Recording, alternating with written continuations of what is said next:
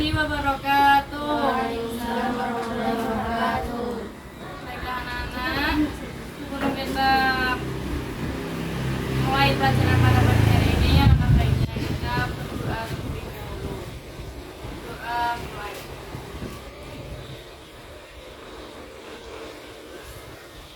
Doa selesai. Sekarang kita lanjut pelajaran bab 6 halaman 92. Sekarang Ibu akan menjelaskan tentang kalimat. Kalimat adalah satuan bahasa terkecil dalam wujud lisan atau tulisan yang mengungkapkan pikiran yang utuh.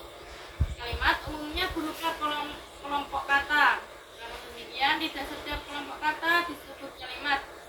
Contohnya, ayah pergi. Ayah saya sedang pergi ke Bandung. Terus fungsi-fungsi kalimat. Fungsi-fungsi kalimat ada 4. Yang pertama, subjek. Yang kedua, predikat. Yang ketiga, objek dan pelengkap. Yang keempat, keterangan. Ibu akan menjelaskan tentang subjek. Apa itu subjek? Subjek adalah unsur yang berfungsi sebagai pokok pembicaraan suatu kalimat.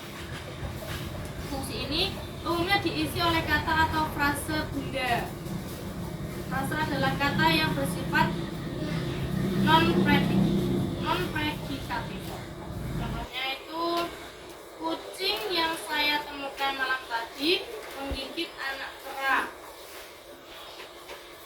Ada pula subjek yang diisi oleh kata kerja. Contohnya, membaca adalah hobinya sejak kecil. Kita masuk ke predikat. Predikat adalah unsur kalimat yang berfungsi menjelaskan subjek. Predikat memiliki fungsi yang sangat penting. Ketidakhadiran predikat dapat menyebabkan tidak jelasnya makna suatu kalimat. Contohnya, Pak Ahmad menegur salah seorang muridnya. Mantan presiden itu menikmati masa pensiunnya. Sekarang kita masuk ke objek dan pelengkap. Objek dan pelengkap merupakan fungsi kalimat yang letaknya selalu berada di belakang predikat.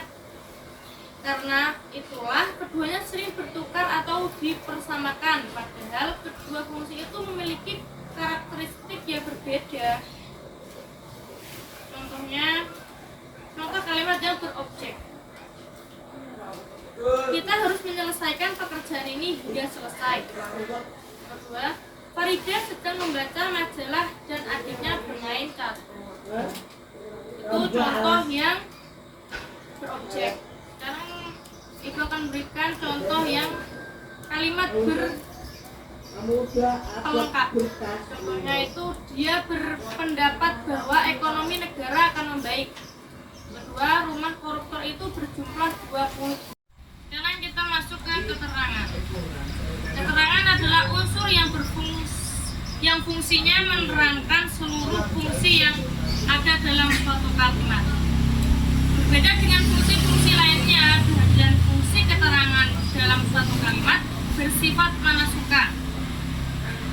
Ketidakhadiran fungsi tersebut tidak akan mengganggu struktur dan keseluruhan makna kalimat. Kita akan memberikan contoh satu-satu. Kehadirannya bersifat manasuka, contohnya adik membaca buku di perpustakaan.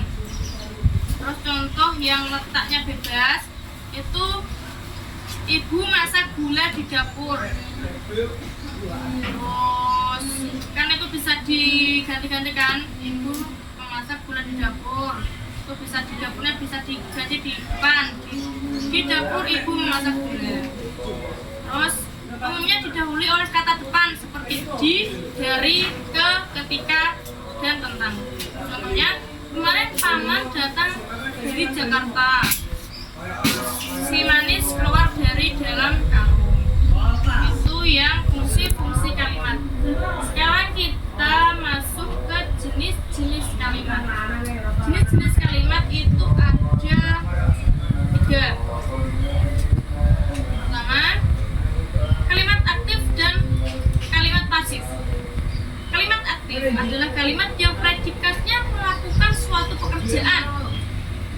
Ciri penting yang menandai kalimat aktif, predikat kalimat itu berupa kata kerja yang berawalan men dan ber. Contohnya, pemerintahan telah mengembangkan industri mobil nasional. Itu contoh kalimat aktif. Berawalan men dan ber. Terus kita masuk ke kalimat pasif. Kalimat pasif apa sih? Kalimat pasif adalah kalimat yang subjeknya dikenai pekerjaan. Kalimat aktif antara lain ditandai oleh predikatnya yang berawalan di dan ter. Contohnya, pemerintah itu akan dibuka oleh Pak Bupati. Terus yang contoh ter itu, Ali terkejut mendengar kematian sahabatnya. Itu kalimat aktif dan kalimat pasif. Sekarang kita masuk ke kalimat langsung dan tidak langsung. Kalimat langsung adalah kalimat yang secara cermat menirukan perkataan yang diujarkan seseorang. Bagian kutipan dalam kalimat langsung adalah berupa kalimat tanya, kalimat berita, atau kalimat perintah. Contohnya, apakah burung baik? Tanya Alam. Jangan mendekat. Tak, lihat. Terus itu kalimat langsung ya. Terus sekarang ibu menjelaskan tentang kalimat yang tidak langsung. Kalimat tidak langsung adalah kalimat yang melaporkan apa yang diujarkan orang. Bagian kutipan dalam kalimat tak langsung semuanya dibentuk kalimat berita. Contohnya, Alam menanyakan baik tidaknya guru saya. Penjahat itu membentak agar aku tidak mendekatinya. Kita sekarang masuk ke kalimat tunggal dan majmuk. Kalimat tunggal adalah kalimat yang hanya terdiri atas suatu pola kalimat atau satu klausa. Terus kalimat majmuk adalah kalimat yang terdiri atas dua pola. Terdiri atas dua pola kalimat atau dua klausa atau lebih. Majmuk itu ada dibagi menjadi tiga. Kalimat majmuk setara, kalimat majmuk bertingkat, dan kalimat majmuk campuran. Kalimat majmuk setara adalah kalimat yang hubungan antara unsur-unsurnya bersifat setara atau sederajat. Terus kalimat majmuk bertingkat adalah kalimat yang berhubungan antara unsur-unsur tidak sederajat. Dan kalimat majmuk campuran adalah gabungan antara kalimat majmuk setara dan kalimat majmuk bertingkat.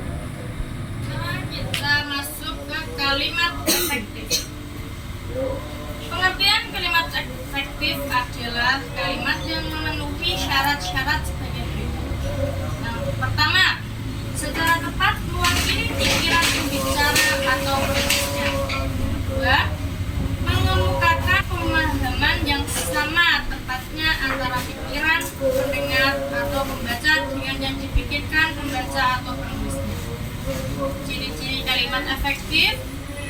Kalimat efektif memiliki ciri-ciri sebagai berikut. Yang pertama, memiliki kesatuan gagasan. Yang kedua, memiliki kepaduan yang baik dan kompak. Yang ketiga, mengungkapkan gagasan yang logis atau masuk akal. Yang keempat, menggunakan kata-kata secara hebat. Yang kelima, menggunakan penekanan secara tepat dan variatif. Terus kesatuan gagasan. Kalimat efektif harus memperlihatkan kesatuan gagasan. Unsur-unsur dalam kalimat itu saling mendukung sehingga membentuk kesatuan ide.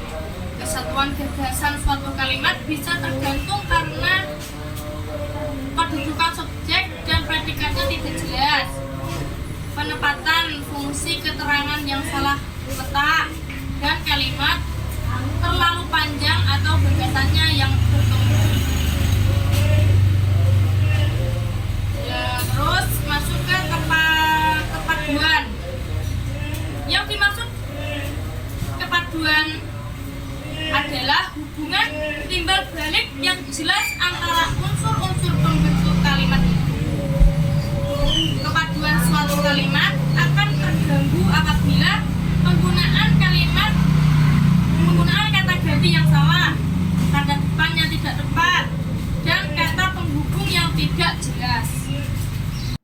sekarang kita masuk ke kelogisan. Kelogisan adalah suatu kalimat dianggap logis apabila kalimat itu mengandung makna yang diterima oleh akal sehat. Terus kita masuk ke kehematan. Kehematan adalah kalimat efektif menggunakan kata-kata secara efisien, tidak berlebih-lebihan. Setiap kata yang digunakannya memiliki fungsi yang jelas. Itulah ciri-ciri dari kalimat Ibu kira penjelasan Ibu pada pagi hari ini sudah cukup. Sekarang Ibu akan memberi kalian pertanyaan. Siapa yang bisa menyebutkan jenis-jenis kalimat? Ya.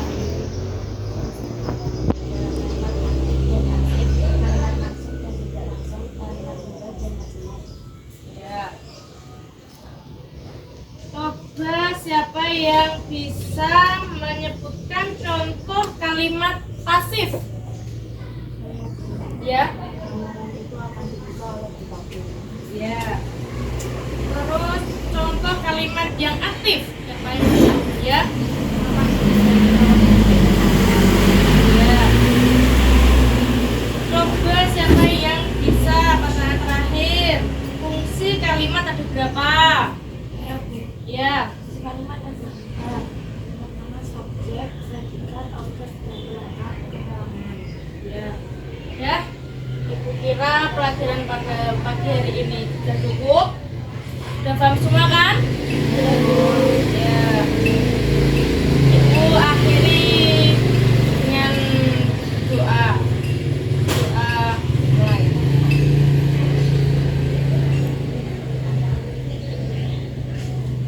Doa selesai. Wassalamualaikum warahmatullahi wabarakatuh.